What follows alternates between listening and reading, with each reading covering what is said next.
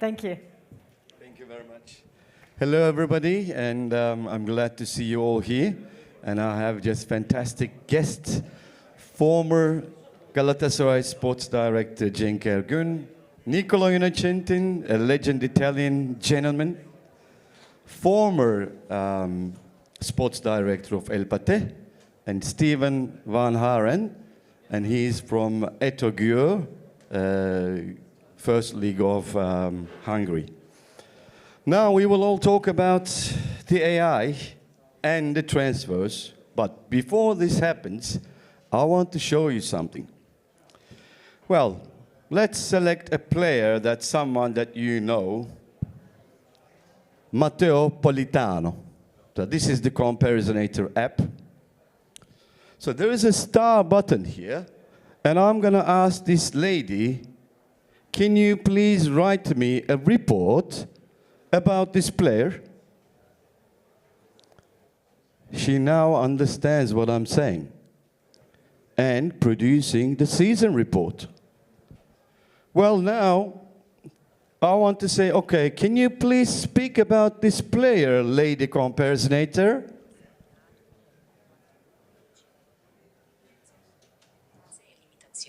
Con un punteggio medio di 159,55 punti AI complessivi, si posiziona al 12° posto su 17 giocatori nel suo ruolo di allenatore. Well, did I deserve some claps? Well, the reason I showed that was an advertisement. So this is what machine learning and AI taking us. So we are now able to simulate players, taking one player to another, comparing around the world with one single currency. This is where the transfer industry is going. Now, well, these gentlemen actually are not my customers. Indeed, they're all my friends. We've known each other for years and years.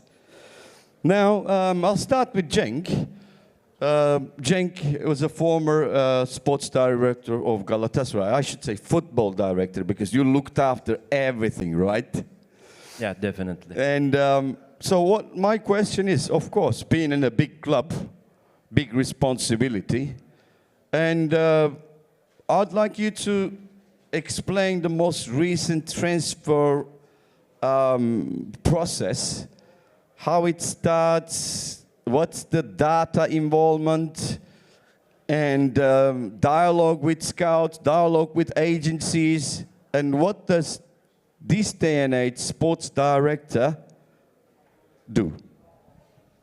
Thank you, Tarkan. Let me start from the beginning, maybe. In the early 2000s, we were receiving some video cassettes of the players, VHS and Betamax. There were some even agencies sending us the videos of the players from Argentina. We were receiving a box of the... Fast forward, huh? Yes, we were putting and watching. At that time, to reach to the images and to reach to data of the players were not an issue for us. We were just watching, knowing maybe some live scouts already, some comments from the previous coaches or players who lives there. But in between this early 2000s and until now, the system has changed completely. Not only for the player transfers, but also for the trainings, for the evaluation of the trainings, players, performance and everything, we need data. We experienced the time that we were in a position that we are lacking of the data. Now we have the data. Everybody has the data. But now the issue is to how to evaluate this data. Because you collect every single positions, every single meter that the players spend in a game or the training, but what does it mean? You collect the blood samples or any other samples from the body of the player, but what does it mean? And what we can do? So, coming back to your question, for the transfer of the players, for the scouting process, to select the players, the data is indispensable. Because when the technical staff or when the ideology of the club put the necessities of the player transfers, which positions, which kind of a player, so there it we'll start a process to evaluate all the possible candidates based on the ages, based on the contract length, based on the actual performances. And at this point, the data comes in, because the actual performance of the player, how he was performing when he was 15, now, how is the prediction for him to perform in 3 or 4 year terms? And then the start of the compare among these candidates.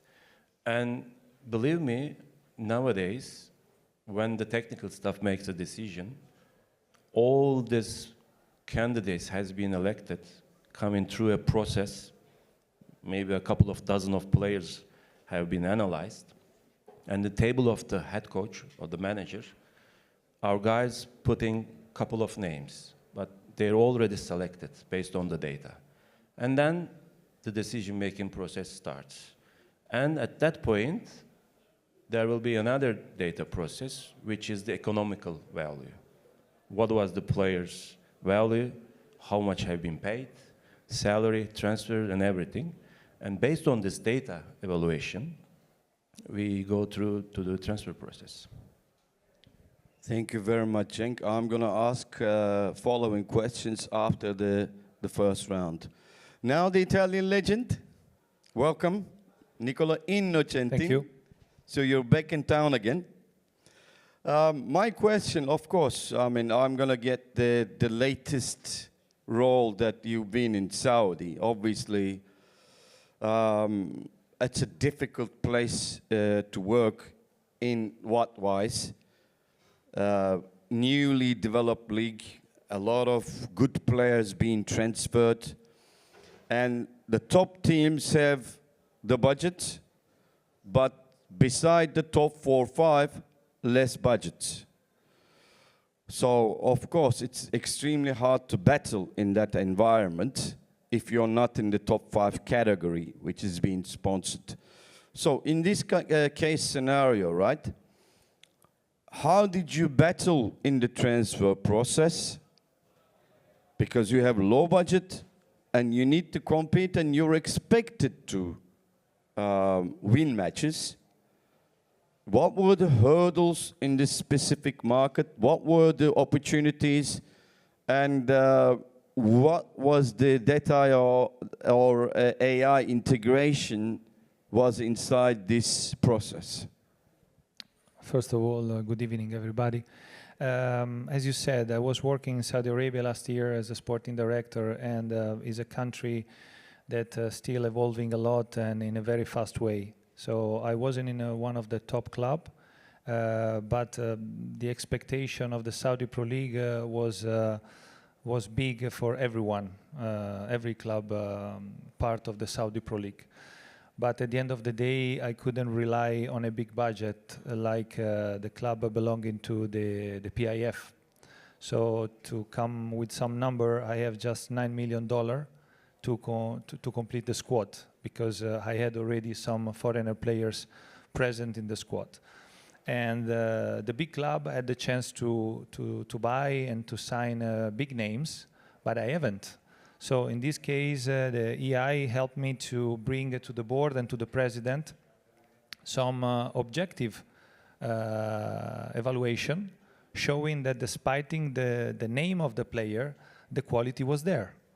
And of course, it helped me also to speed up a process that normally in a club take months or sometimes years, because in a well-structured club, you have a scouting department, you instruct them how to do the recruitment and everything. But in my situation, I took the position end of May.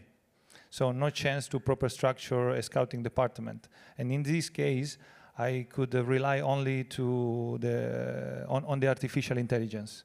And as you show at the beginning, I was able to interact with artificial intelligence, getting the answer that I was looking for.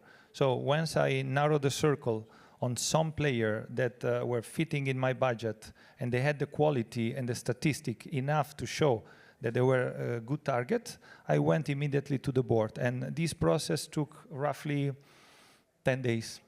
which is an incredible short time to make a proper recruitment. And actually, I managed to identify 2 players.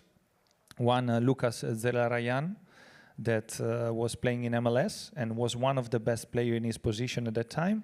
And presenting a player from MLS and bring him to Saudi Arabia wasn't an easy thing. But when I showed the number, because in Saudi you don't have just to convince your board, you have to convince also the Saudi Pro League about the quality of the player, because today they allow only signing players that they believe they raise the level of the league. So it's even more challenging. You know, you cannot go there simply saying, in my opinion, is good.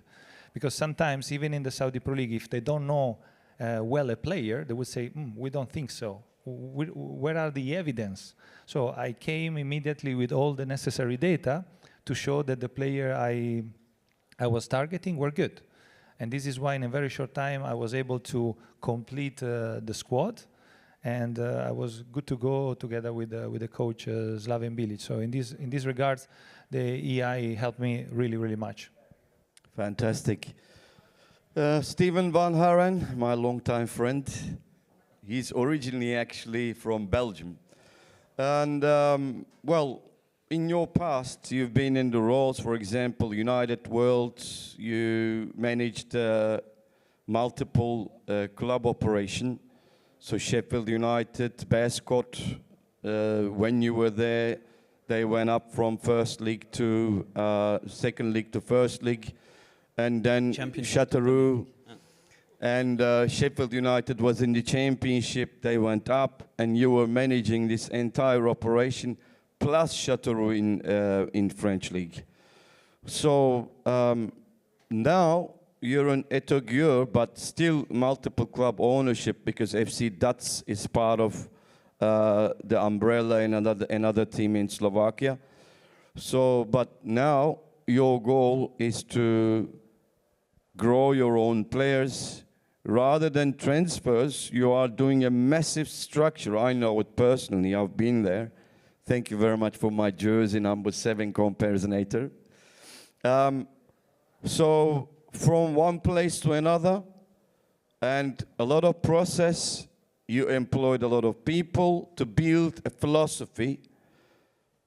Well, yours is a bit different than the other 2, because you built completely something from the beginning. So what were your challenges, and operational-wise, transfer-wise, youth academy-wise, comparison-wise, estimating the player performance, would they fit or not? So this is the ball with you now. Yeah. Well, Győr was 10 years ago, was a big club in Hungary, maybe the biggest club. They were also champion in that time. And after they had some difficulties, financial difficulties, there was a bankruptcy. But the current owner bought the club like 2 years ago. And when I spoke with the management in, I think, end of June, beginning of July, it was quite clear that the project needed to be started from scratch, from zero. And if you step into a project like this, okay, you need to determine in what is our identity, what is our culture. This is number 1.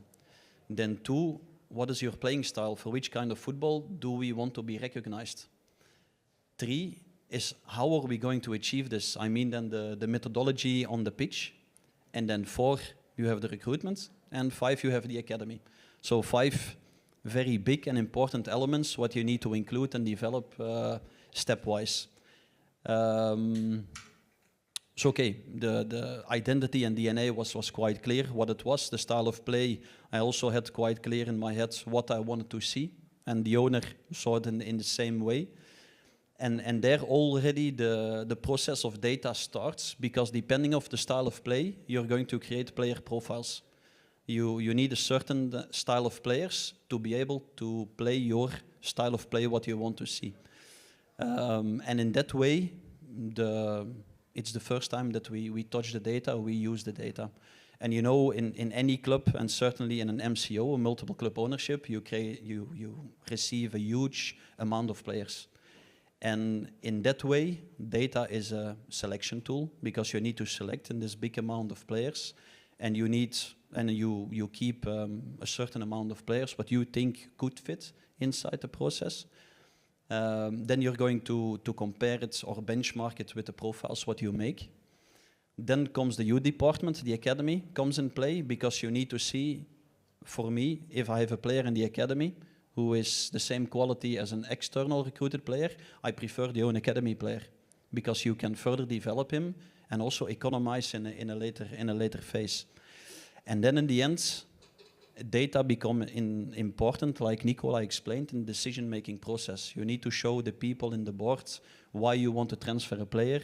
You need to show the people the development possibilities, and you need to present to the board the future economic value. And so in this way, data inside the development of this football philosophy is a very important tool. So first as a selection, and the second as a decision-making tool. Well, I'll come back to you, Cenk. You work with a lot of coaches, okay? And the process, you receive offers from agencies, you receive offers from board members, you receive offers from president, you receive offers from the coaches. And most of the people that they provide you these offers, they want their players to be on the field. So how do you filter, and what do you do about this? Because let's say your president brings you a player, and that's your president. The coach, well, that's your coach. So they don't get offended because the player they want. So how this management goes, and how this portfolio of these players are managed? It's a good question.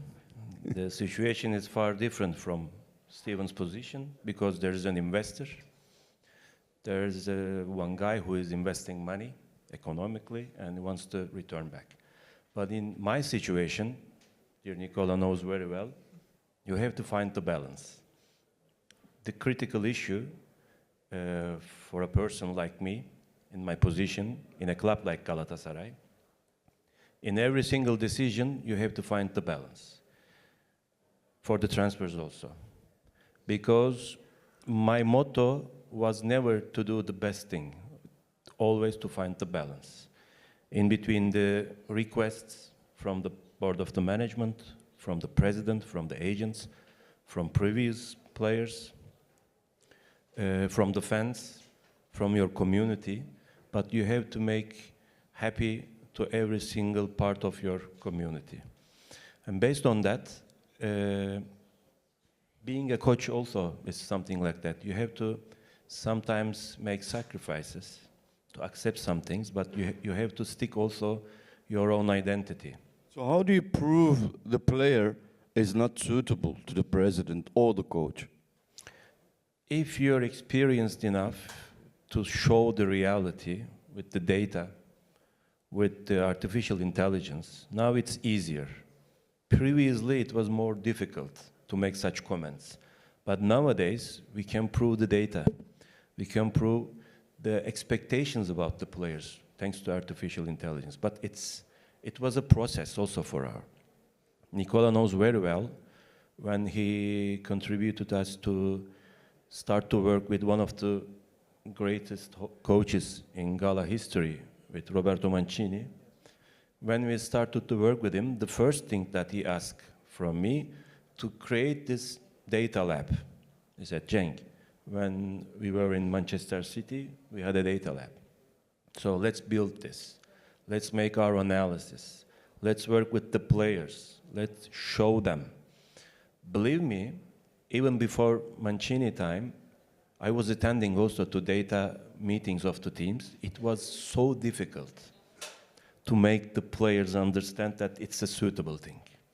I remember very well, for the trainings, at the beginning, we could have many difficulties to put this GPRS thing to the training kit of the players. Nowadays, you can see during the game, everybody wears it. But the players or the coaches or the community who was refusing to use this data analysis, They didn't like to prove. now, afterward, every single player were coming to me and to have their password, their username, to watch not only their own data, Everyone else's. yes, not only the opponent's data, but of their teammates who can play in their position. They're in the competition with them. Of course. It was a changing era for the last 20 years. But as I told you at the beginning, now the issue is how to use this data, how to understand this data. This is the most important thing, because maybe it's a long term doing these transfers, but at some point you have to decide within a couple of hours. So to be able to come at that point, you have to be quick and you have to prove yourself with the written scientific data. Thank you very much, man. And Nico, my personal feeling about, again, because this is a topic, hot topic, the Saudi Pro League. They did an amazing job, as far as I'm concerned. They brought fantastic players, and including myself, I put my eyes on the market. Because as you know, I've got Comparisonator clients, friends, presidents that I also work together. And the transfers between Turkish leagues to Saudi, Saudi to Turkish leagues, been very successful. So, but also, like the MLS, you've got two boards. So you've got your own team board to convince or not to buy or buy. And at the same time, you need to prove a point to the Saudi Pro League body. So how did you manage this? How did you prove your point that your player was suitable to you? Well, This is my first question. Yes. One more I have. Okay. Oh, okay. Replying to you on the first question, actually the Saudi Pro League doesn't need to be convinced from the moment a club has a sporting director in charge that is knowledgeable. So just to give you an idea, last year I was the second sporting director in the Saudi Pro League together with Goran Vujovic in Al Nassr. So Michael Emenalo, that is the technical director of the Saudi Pro League, was not asking me, convince me, okay? Why? Because he knew that I was able to do my homework, let's say, my job. He was requesting that to all the other clubs where there were no sport director, which is currently the challenge Saudi Pro League is facing. Because the fact that a Pro League doesn't have everywhere CEO and sport director shows you that there is a lack of knowledge in a very important part of the club management, right?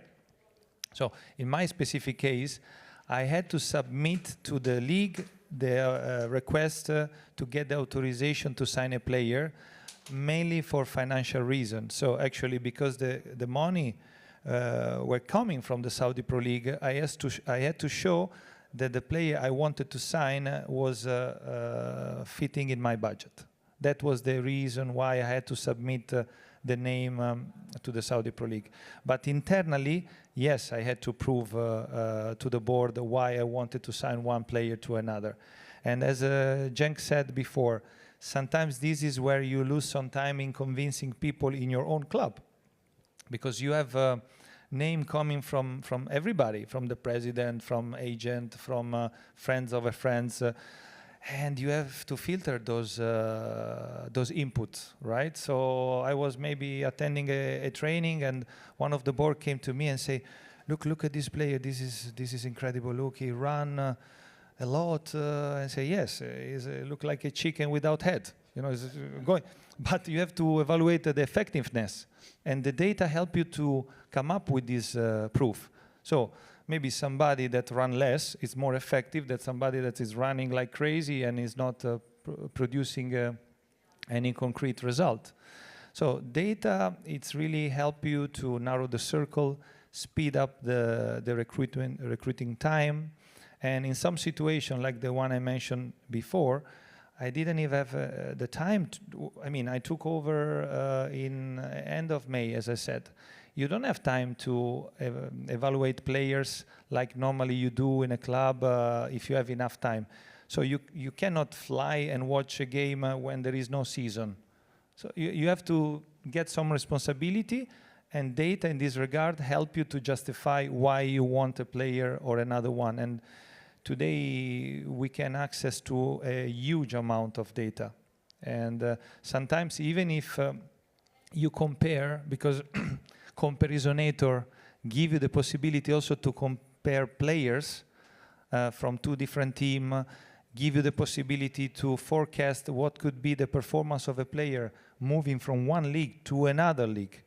Okay, this is just an estimation, but I can tell you that it's quite precise when it comes to the end result, because I got a chance to move players from one league to another, and I remember what was the prediction on that. So when you see that the data is quite... Times of Frank Ribery. Exactly. When you see that the data are quite accurate, then you start to trust the data. And artificial intelligence doesn't have influence of an agent saying, push my player. So it's quite, I mean, it's poorly objective. Then you have to say, you have to see if this player in your reality, you know, Turkey, Hungary, Saudi, it will fit. And then you have to go through a different type of analysis, which is more psychological behavior and so on. Well, second question. I mean, we're talking about changing world of transfers, right? And this is your Italian identity I'm asking now. As you know, since 2020, after the pandemics, a lot of things changed. But what we've seen from 2020 to now, 25, nearly 5 years, there's a lot of Italian players coming to Turkey, and some of the coaches coming to Turkey, going into even bigger leagues. How do you think this evolved? I mean, the first initiative came from you bringing Roberto Mancini to Galatasaray. And after that, it was a trail of everything, and most of them were successful. So what do you also Vincenzo Montella now? Tell me about it. Well, before to bring Roberto Mancini to Galatasaray, I was a professional player myself, and I had the possibility to play in Germany, Scotland, United States. So I experienced at first how beautiful it is to perform in different countries. And of course, having made this experience previously gave me the possibility to understand how it's important to absorb, as soon as you go abroad, as many information as possible. Because either you're a coach or you're a player, you need to understand that the interpretation of football in other country is not the same as your country. Football is the same, 11 versus 11, one ball, but the way and the mentality is different. And you need to be open to change enough to be able to perform at the best in a different country. And if you are a coach, you have to go into this process in a different way. So what I always recommend when it comes to a coach, for example, I was living in Germany when Carlo Ancelotti came. But Carlo Ancelotti, in his first year in Bayern Munich, didn't have one person in his staff speaking in German. And in German, this is not just important, it's crucial. Okay? So I also remember how important was for Roberto having Cenk in Galatasaray, that is, Cenk speaks Italian. So that helps you to speed up the adaptation process. So if there is no situation in place that helps you to adapt quickly, you have to find your own way to do it. In my time in Germany, I started immediately to follow a German course, because even if I was able to speak in English, try to speak some word in the language of the country where you're going to work. It's crucial. It's very important. First of all, because your teammate will get more closer to you. If you're a coach, your player will come more closer to you. It's a sign of respect.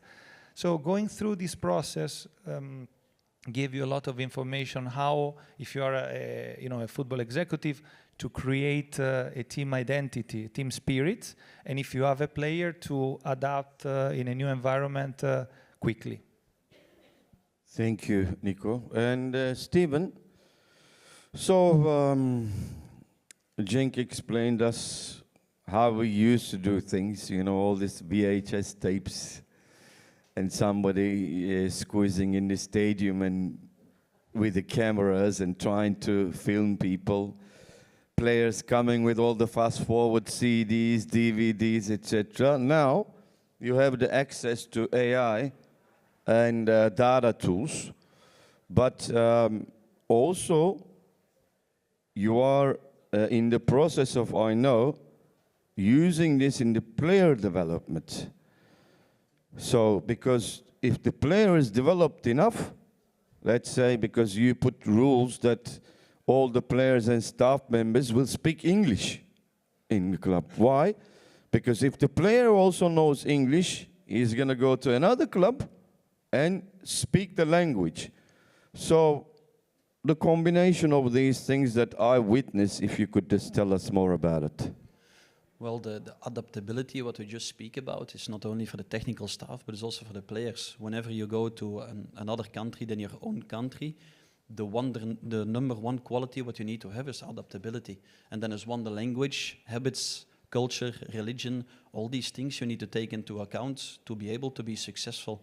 I worked 5 years in Saudi Arabia also as assistant coach. And if you don't take into account the language, the culture, the religion, you cannot succeed. And as a player, it's exactly the same in our academy, and we have a pretty good academy, a top 3 academy in Hungary. But despite that, I see all the youth academy sessions, training sessions in Hungarian.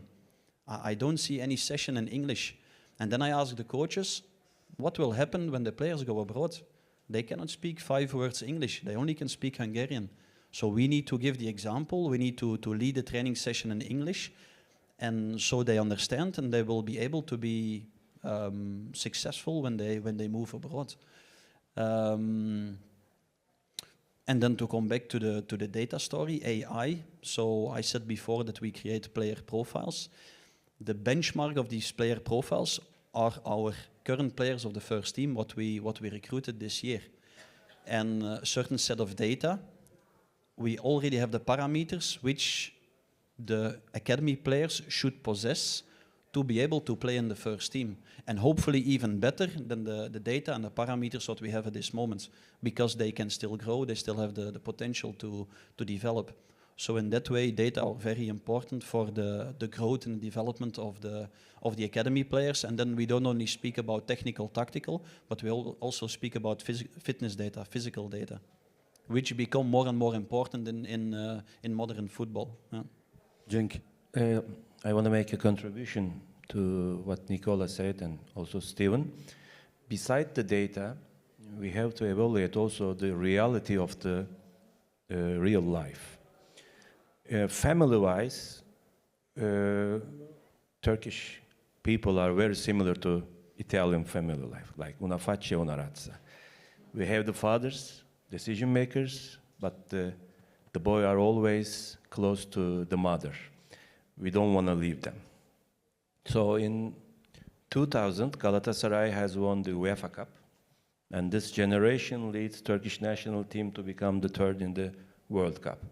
But among these players, maybe a couple of them succeeded in Europe. Because at that time, every single player who decided to go to play in Italy, in Spain or somewhere, they were lacking Turkish food to see their family members. It was difficult for them. But nowadays, all the new generation coming, they're connected to the world with their phones, with their iPads, laptops. All the shops around the Europe, including in Turkey, are the same. We're going to the same cafeteria, like Paul's. We're drinking Segafredo. We're buying Diadora. And it's very easy now to travel, going back. And also, whenever you need, you can see with FaceTime your family members. So the people, the players, are more convinced nowadays to leave temporarily their country, Turkey, to go abroad. This also helps a lot. Well, now, do you wanted to say something? Yeah, I Cenk? wanted to add something. It helps. It's easier to make the connection now with the outside world, let's go like this. But I was very lucky to work for Double Pass for 8 months. And I came to Turkey a lot to work in the club with the coaches, with the players. I was in Armenia, I was in Romania, I was in Hungary and Norway. And in all the countries, you have the same elements what come in the front problems. One, the players don't speak English. Two, they are not pushed outside their comfort zone. That means go play international tournaments, go outside the country to see how it works in other countries. But also the coaches. The coaches, they stay in their comfort zone, they stay in Turkey, they stay in Armenia, they stay in Romania, and they think how we do is okay. We don't need to learn, we don't need to improve. But it's not the right attitude. You have to go outside this comfort zone, you have to try, you have to push yourself, you have to keep learning. And then the football also develops because it's a better quality what you can offer to your academy players. So it's a common problem in the countries who have big potential, but who stagnate a little bit in the development of young players mainly. Yeah. Well, now this question is going to be you two, because Italia and Turkey will be hosting 2032 European Cup. So it's roughly about 7 years ahead. And as we all know, which is what I believe, and working in Y Scout for years also with Matteo Campodonico, we say hi to him. What should we do from this point, and what kind of collaborations ahead of this time? Because Italian players didn't want to leave abroad in the past. So as the Turkish players, but the time has changed. And there are a lot of exchanges now, Turkish players playing in Italy, Italian players and coaches coming to Turkey. There's already a bridge. So what more can be done so we can have a fantastic tournament in 7 years? Well, I experience the capability of Turkish people to welcome people from all over the world, the quality of the services, hotel, infrastructure. So recently they made a lot of improvement. I remember when I first came in 2013, in some area there were a lot to do, but today there are places with the state-of-art facilities. So in this regards, Turkey made a massive improvement. The center of the federation is a fantastic center as well. So in this regard, I think that Italy has to look and get inspired, because I think we have in Italy lots to do in terms of infrastructure, stadium, training center, and so on. And not just between Italy and Turkey, but when you would like to improve and you are humble enough to go to watch where others did something better and nice, then you can improve as well. And in these regards, I think this communication line that has been built between Italy and Turkey can help us as Italian to develop, and as well Turkey. Everyone looking in the point where we need to improve, of course, but yeah, that's for sure something that will help us to grow and improve together in this journey toward the Euro Cup. I totally agree. We have to see that this is a partnership. This is a real partnership. I believe from now on it will start to build this idea, to understand. As Nicola said, for the infrastructure-wise, my country is amazing. When I was a couple of years ago in Politecnico Milano for a lecture, for the university guide, they were amazed about our stadiums. I believe there are 40 to 50 new stadiums, minimum 35 to 40,000 capacity in every single city. But we have to also understand our partners, tactic-wise, passion-wise, education-wise, what is football, what is around. So if we will be able to find this good partnership, I believe there will be an amazing Euro Cup in 2033 in Italy and in Turkey. Well, I am personally hoping that a lot of jewel tournaments, under 14 to under 21, Olympic teams. I think we just need to collaborate, camp in Italy, camp in Turkey. So these kind of exchanges that I'm imagining, and also symposiums, conferences, a lot of engagements, and hopefully one day we'll do the Social Football Summit in Istanbul, and then we'll carry it to Hungary. Or maybe Belgium. I always think that you're Hungarian, you see. No. But it's a pleasure to have you all, and thank you very much for joining. Thank you. And many, many thanks to SFS people, and it was absolutely fantastic. Lovely people, everybody's smiling, a lot of knowledgeable, a lot of companies around, and hope to come again. Thank you very much. Thank you. Thank you. Thank you.